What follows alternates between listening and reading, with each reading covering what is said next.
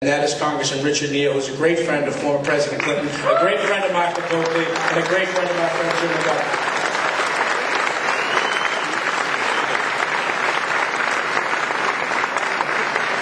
Thanks, Tim, very much. Let me ask you something. Have you ever met anybody who works harder than Tim Murray? What a terrific asset he's been to the city of Webster and to the state of Massachusetts.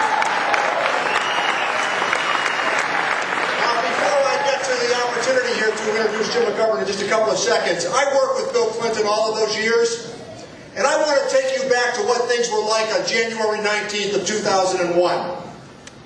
22 million jobs were created during the Clinton years. Record high employment, record low inflation, the greatest peacetime economy in the history of the United States.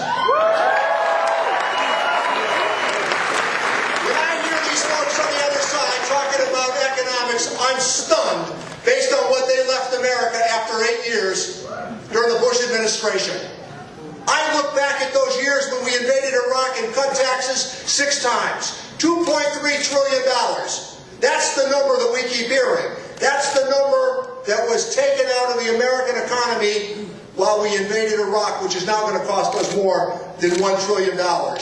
We, of course, need to honor those veterans who have served in Iraq, regardless of what our position was on the war.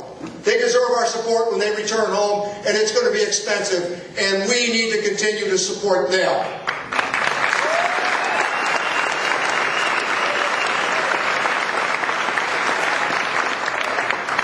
Just before that introduction, for those of you who care about the peace process in Northern Ireland, I want to tell you this, and you know it right now. Without Bill Clinton, there was no Good Friday Agreement in the north of Ireland. It was the most substantial accomplishment of American foreign policy during the last decade. And it happened because of our pal, Bill Clinton. Yeah. Now, this is a nice opportunity for me to introduce to you a junior colleague in the Congress of the United States. Timmy already gave you a line about Webster, Springfield. Just remember, when I'm here, I was born in Webster. When I'm in Springfield, I'm from Springfield.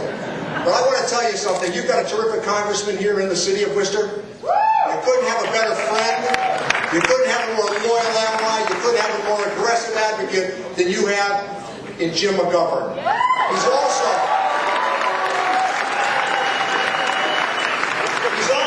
perfectly positioned to become the chairman of the Rules Committee in the not-too-distant future. I don't have to tell you what that means to those of you in the 3rd Congressional District.